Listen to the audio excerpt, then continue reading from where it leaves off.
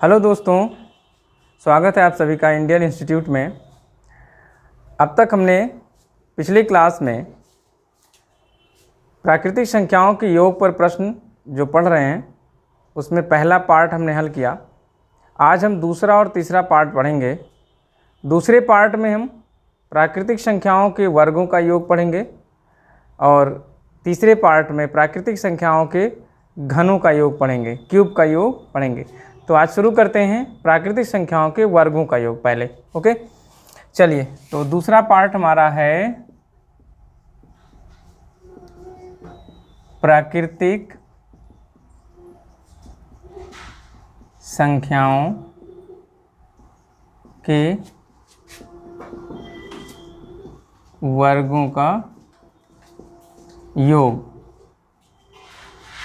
ठीक, चलिए दोस्तों, सबसे पहले तो प्राकृतिक संख्याओं के वर्गों का योग, इसका एक फार्मूला है, वो हम नोट करते हैं, फिर कुछ प्रश्न हल करेंगे।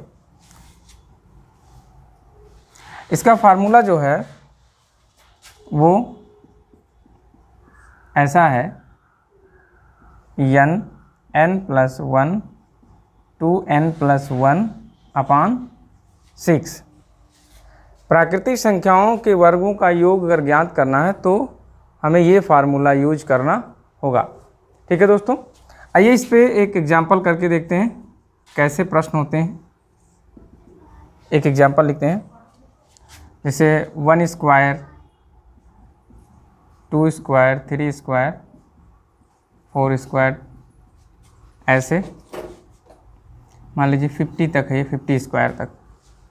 देखिए, ये प्राकृतिक संख्याएं 1 2 3 4 5 6 ऐसे होती हैं और इस पर ये वर्ग लगा हुआ है, स्क्वायर लगा हुआ है ना। तो हम क्या कहेंगे, इसके प्राकृतिक संख्याओं के वर्गों पर ये प्रश्न है। ठीक है दोस्तों, तो आइए इसको क्या करते हैं, हल करते हैं। तो यहाँ पर जो n है, n का मान क्या है, 50 है, यानी कुल पद इसमें कितने हैं, 50 ही तो हैं। देखिए ना, लगातार है ना, ये 1 2 3 4 5 6 करते करते 50 तक है। तो इसमें कुल पदों की संख्या कितनी है दोस्तों, 50 है, 50 है ना।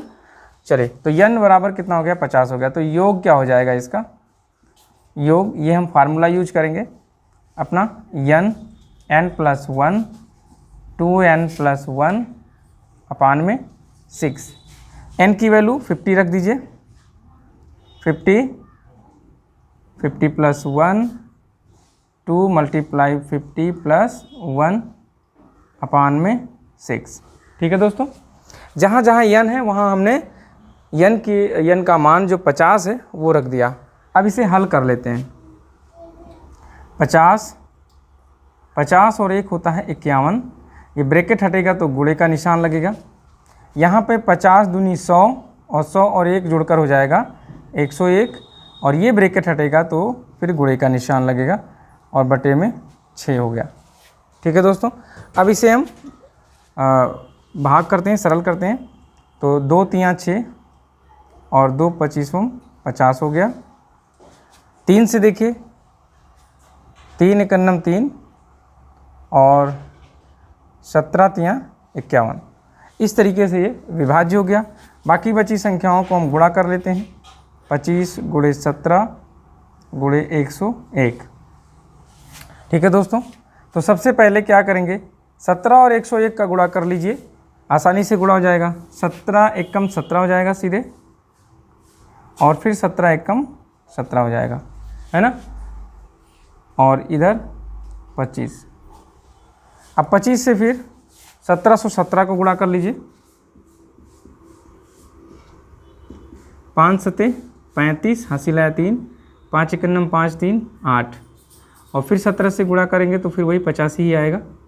फिर 2 7 14, 2 1 2 1 3, फिर वही आएगा 34, 5 8 4 12 का 2, हंसी लाया 1, 5 3 8 1 9, 8 4 12 का 2, हंसी लाया 1 3 और 1 4। तो इस तरीके से आपका आंसर क्या आया, 4 2 9 2 5, ये आपका आंसर हुआ। तो ये प्राकृतिक संख्याओं के वर्गों का योग है। ठीक है, इसमें कुछ प्रश्न ऐसे आते हैं जहाँ पर क्रम से नहीं दी होती संख्या, या तो सम में होता है या विषम में होता है। तो अगर सम या विषम रूप में है तब कैसे हल करते हैं, जैसे 1, 3, 5 इस तरह से हो, या 2, 4, 6 इस रूप में हो, तब कैसे हल करेंगे दोस्तों, आइए उसको देख लेते हैं। ठीक है, चलिए इसे हम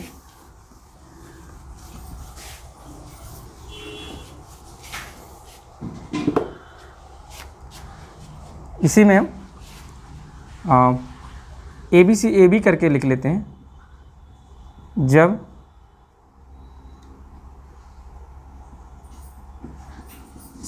जो श्रेणी आपकी है वो समरूप में हो, ठीक है, समरूप में हो या विषम रूप में हो, विषम रूप में हो, जब श्रेणी समरूप में हो या विषम रूप में हो, तो इसके योग का जो फार्मूला होता है वो n + 1 n + 2 अपान 6 हो जाता है दोस्तों। तो ये फार्मूले थोड़े से आपको याद करने होंगे। ये फार्मूले अगर आपको याद हैं तो आप इसे आसानी से हल कर सकते हैं। ठीक है, ये प्राकृतिक संख्याओं के वर्गों के योग के लिए होता है, और जब उसी प्राकृतिक संख्या में सम संख्याएं अलग हों और विषम अलग हों, इस तरह से प्रश्न है, तो आप इस फार्मूले का प्रयोग करेंगे और इससे आंसर निकालेंगे। चलिए देखिए, इसका एक एग्जाम्पल लेते हैं। आइए 1² + 3² + 5² प्लस ऐसे करते हुए मान लीजिए ये है 17²। ठीक है दोस्तों, 1², 3², 5² होते हुए 17²। यहाँ पर जो यन है वो हमारा 17 होगा, अंतिम संख्या यहाँ पे यन हो जाती है। और योग क्या हो जाएगा इसका, देखिए यन का मान 17 है, तो यहाँ रखेंगे 17, और 17 प्लस क्या हो जाएगा, 17 + 1 है, मल्टीप्लाई 18 गुणा, और यहाँ 17 + 2 यानी कि 19 अपान में क्या 6। ठीक है दोस्तों, तो 6 कम 6 और 6 तियाँ 18 हो जाएगा, 17 तियाँ 51 गुणे 19, 19 से कम 19 का 9 हासिल आया 1, और 19 × 25 95 और 1 96। तो इस तरीके से इसका आंसर हुआ 969। ठीक है दोस्तों, तो ये विषम संख्या के रूप का प्रश्न था एक। ऐसे ही सम संख्या का प्रश्न भी आपको इसी तरीके से हल करना होगा, इसी फार्मूले से हल करना होगा। चलिए एक एग्जाम्पल उसका भी देख लेते हैं। जैसे हो सकता है 2² 4 की घात 2 6 की घात 2, ऐसे मान लीजिए ये 20 तक, इसको हम लिख लेते हैं। ठीक है दोस्तों, तो यहाँ पर यन का मान क्या है, देखिए यन का मान 20 है। ठीक है, यन का मान यहाँ पर क्या है 20 है, तो इसका योग निकालिए। क्या होगा योग, फार्मूला आपका यही है, यन यानी 20, 20 + 1 कितना हो जाएगा, 20 धन 1 21, ब्रैकेट हट जाएगा, गुणे का निशान लगेगा 21, यहाँ भी ब्रैकेट है, गुणे का निशान लग जाएगा, और 20 और 2 कितना हो जाएगा 22 बटे में 6। तो 3 दूनी 6 और 3 सते 21, 2 1 2 और 11 आ जाएगा। इधर 20 गुणे 11 सते 77, और 77 और 20 का गुणा करेंगे तो 0 ऐसे आ जाएगा, और 2 सते 14, 4 हासिल आएगा, 2 सते 14 और 1 15। तो इस तरीके से 1540 हो गया। तो आपने देखा कि अगर संख्याएं विषम रूप में हैं या सम रूप में हैं तो उनके वर्गों का योग ज्ञात करने के लिए हम इस फार्मूले का यूज करेंगे। और अगर संख्याएं प्राकृतिक रूप से हैं, क्रमागत प्राकृतिक रूप से हैं, 1 2 3 करती हुई है, उसके वर्ग के रूप की हैं, तो हम उसको हल करने के लिए इस फार्मूले का प्रयोग करेंगे। ठीक है दोस्तों, चलिए अब हम प्राकृतिक संख्याओं के वर्गों के रूप के बाद वर्गों का योग हमने पढ़ा, इसके बाद हम घन के योग के बारे में पढ़ेंगे। चलिए दोस्तों आगे चलते हैं।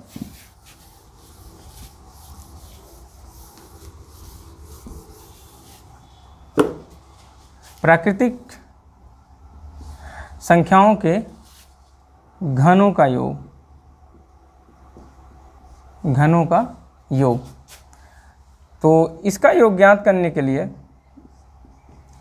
जो फार्मूला है n+1/2 और इस पूरे का स्क्वायर होगा। ठीक है, ये ऐसा देख करके इसको घबराना नहीं है कि हाँ ये इतना कुछ थोड़ा सा डिफरेंट लिख जाता है ना, तो देखने में बहुत ही डरावना सा लगता है। तो ऐसा नहीं है दोस्तों, डरने की कोई ज़रूरत नहीं है। ठीक है, ये आपका प्राकृतिक संख्याओं के घनों का योग ज्ञात करने के लिए फार्मूला है। चलिए एक एग्जाम्पल लेते हैं और इसे हल करते हैं।